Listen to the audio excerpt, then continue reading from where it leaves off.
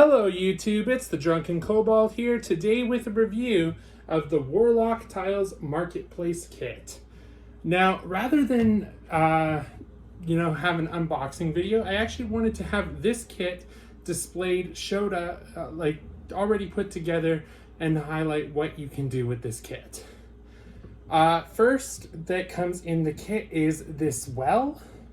The well has a transparent bottom, so whatever color surface you put it on is going to highlight through the color of the water in the well, which you can see has like a rippled texture to show that it's kind of like stagnant water. Overall, not a fan of the fact that the bottom is clear. Yes, it works well if you put it on a blue surface, but on a green or a black surface, the color of the water is kind of lost. Next, you have this fountain with Poseidon, and in the details of the fountain, you can actually see octopus tentacles. The water here is a little bit more obvious and it's blue, and the bottom on this is solid. I do prefer this fountain over the well. The detail on Poseidon is actually really cool. One thing that I'm not a big fan of though is the fact that his trident kind of looks like it could also be a pitchfork as opposed to being a trident. All right, next you have the bounty board, which I have placed outside of the town hall. The bounty board, as you can see, has its rivets and everything to hold it together. It is obviously a glued piece, and the wood looks and feels like it is textured wood. However, that's about the only positive that the bounty board has going for it. As you can see, the pages on the board are absolutely blank, like there's no doodles of faces. There's like nothing that says job offering, wanted. And the grass at the bottom of it that is supposed to be overgrown grass just kind of looks like blobs of green. So the bounty board is kind of lacking. However, it is still a pretty cool piece to have in your set. Next, you have your female merchant and a male merchant, which I have hidden under the canopy here. I do like that the merchants were both female and male for your settings. That way you can actually have some variety of gender among your salespeople. The merchants that came in Waterdeep Dragon Heist were both male and both looked like Middle Eastern men. So having some, regular townsfolk merchants is actually pretty cool and is kind of like a breath of fresh air, especially if you're building a setting in, like say northern Swords Coast, Icewind Dale, etc., where you're not going to have a lot of people that fit the description of the merchants from the Waterdeep set. Next, we have our two-wheel cart. The two-wheel cart actually has a lot of really nice detail to it, and it does look really nice. However, one thing that I do want to note is that these are a little too wide for most horse miniatures that are out there, and the wheels are completely stationary. So you could, in theory, if you could find a large enough horse mini, glue these to the horse mini. However, you're best not to. One thing I would have really liked to see is that the wheels moved, but it's actually one thing that I've noticed with both Warlock and the 4D settings is that the cart's wheels are always stationary, and same with the Icons of the Realms Adventures campsite. Next, we have our market stall with the canopy. This is actually pretty cool. It's not a durable piece. It would break easily if you dropped it or put some weight on it. So do be careful with this piece. However, it does actually look like a canopy and, actually conforms around the pieces rather than just being a solid, it looks like a piece of material over the market stall. And with the market stall is also this table here that you can put fruits, veggies, and everything on and put them in front of your merchant. Next are these wicker baskets. There are 2 of them, and they're actually quite detailed. And one thing about them is the lids come off. They're not the easiest to remove because the grip isn't there on them. But then there are these 2 chips, one for fish and one for crab, that can sit inside the wicker baskets like so. Once the chips are in, the lid does not sit nicely on it. So it will be visible that there is stuff under the lids if that is the route you decide to take. Overall about the chips for the crabs and the fish, the crab chip is not that detailed. There's nothing on it that discerns that as crabs. However, the fish one is very clearly discernible as fish. I would have liked to have seen, like, you know, some visible claws and legs on the crabs rather than just, you know, like what appears to be almost empty shells. So that is just one downside that I have with the crab chips. Next are these rectangular crates. There are 3 of them. Each one of them has a removable lid that comes off like such to reveal an empty crate. There are 3 chips that can be put on these, including one for, oh no, there's only 2 chips, sorry. One for quinces, whatever a quince is, you got me. And then one for pomegranates, which I have displayed on the market shelf here. Next, you have these 4 square crates. The 4 square crates also have removable lids to reveal empty crates. And I have to say, like, the detail between the 2 crates is actually not bad. You can see, like, you know, the texture in the wood. You can see the nails holding the crate together. You can see the metal trim on the rectangular crates. They actually look really good. I wish the chips that went in them, I could say the same thing about. However, I can't really say that. For this, you have a square of parsnips. Once again, not exactly detailed to discern them as parsnips. You have a square of apples, which I have on this market stall. You have a square of lemons. These are probably the most discernible item on here as lemons. So yeah, props for getting the lemons right. And then lastly, we have cabbages. Once again, not discernible as cabbages. These could be cabbages, heads of lettuce, limes, pretty much any green fruit, even small personal watermelons are a very good descriptor for whatever is in that crate. Lastly, for the market, we have 2 sacks of grain.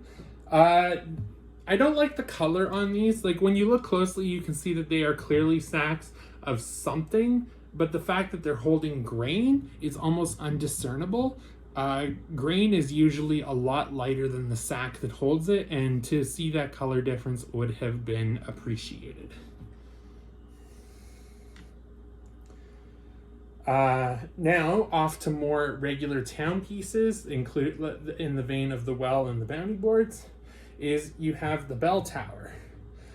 This is actually another one of the more detailed pieces. It has a clear base so that whatever it sits on, you could see the terrain through the bottom. Let's put it in front of the well here, the fountain here, so that you can see that. And like the bounty board, it does have discernible wood, and it actually looks like the wood is worn. The bell has visible dents in the bell to show that it is an old bell and has been used. I do like that the rope actually isn't just like hanging there. You can actually see that it's tied to a mechanism for ringing the bell, and it's actually a piece of rope, not a piece of plastic. One of the downsides is the bell does not move. It is a stationary bell. So if you wanted to actually ring the bell, like, even if it didn't make noise, it would have been cool if the bell moved, in my opinion. Next, you have our Executioner Mini. He is a very muscular common folk. He is holding a great axe. So if you wanted to stat him as a miniature for your games, you would use commoner stats and then just make him wielding a great axe.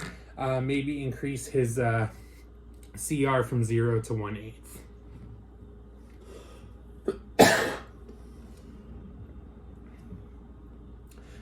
Next in the marketplace lineup is the stocks. The stocks, I actually have them sitting here in my courthouse, and I will take pictures of that later to add to the video. And you know, there's nothing really like interesting about the stocks. They're kind of bland. Like, you can see the nails and the screws that hold them together, and you can see that it is textured wood. But other than that, there is really nothing super interesting about this piece. Next is the gallows, and the gallows actually comes in 2 pieces. So first we'll review the main piece. So here is your gallows. One thing that I do not like is that the trapdoor is perpetually open. There is no way to keep it closed. It does demonstrate in the box set that it is open, so it's not like they showed that it had a closed trapdoor that you could open. And then the lever for the trapdoor is right there. Let's see if we can get that. There we go.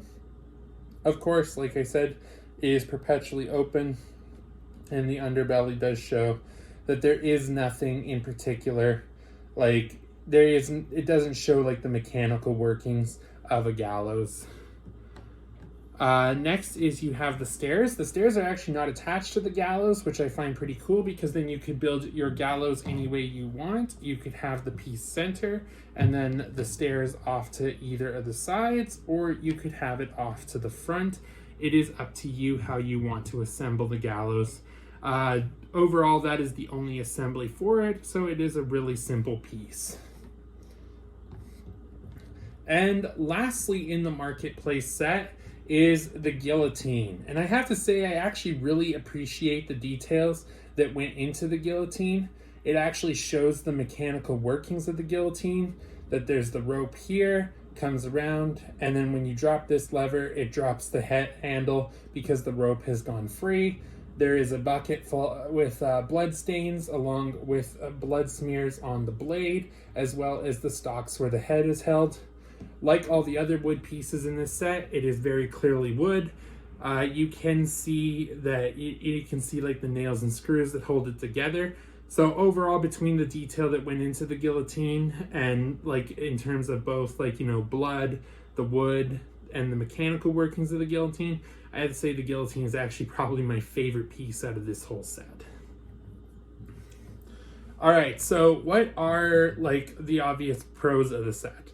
The pros of the set is this is the first set that can actually be used for an outdoor setting like this. Yes, you can use a lot of your market pieces indoors, as I have done with the market setup over here. However, you don't have to. You can build it on an adventure grid similar to this. The details on these are pretty good. One thing that I am a little turned off about is the details on the chips representing like the produce. There isn't a lot of detail there, and the details in the grain is gone too. One thing about the miniatures, like I said, I do like that the miniatures for the merchants are both male and female, that there are like, you know, you can have a variety of merchants using this kit. But overall, the detail of them is pretty lackluster, and right now it sits nicely on a board because the board is perfectly flat. However, once you get into unleveled terrain or non-warlock terrain, these bases are not exactly the most steady, and it is probably best that you glue 25mm bases to them so that way they can be medium miniatures as well. Is this a kit I would buy more of? Absolutely. I'm going to pull the adventure grid back here, and as you can see, there is room that I could easily put 2 more buildings back here. One could be easily a jail. They lead to the courthouse, so jail, courthouse, gallows. You could build another marketplace here and have the market set up over here. Another building over here could be a house, another marketplace, and you could build more stalls. Overall, to build a decent four building marketplace, sorry, you will need 3 kits. You will probably need 2 town and village kits. One thing I do love about these kits is they can be supplemented with other kits. So for instance, when you look inside the courthouse, you can see that I'm using stairs and ladders. You can see that I am using dungeon dressings. When you look inside the merchant's house, you can see that I'm also using dungeon dressings there. So there is things that you can do to supplement, to add to your marketplace kit. Overall, like I said, some of the details on these are a little lackluster, and the fact that none of the parts are movable or functional does take away from it, in my opinion. I don't think it would be too hard to have made movable wheels, a movable bell. Even if the inside of the guillotine was movable, that would have been pretty cool, in my opinion. Overall, I think this set deserves a 7 out of 10, maybe 8 out of 10 might be pushing it, but overall it is still a pretty cool set. I do intend to buy at least 2 more so that I can flesh out more elaborate marketplaces. One downside to it though is there is a lot of pieces in the marketplace kit that you only really need once. For instance, you only need 1 fountain, you only need at most 2 wells, you only need 1 bell, you only need 1 executioner slot.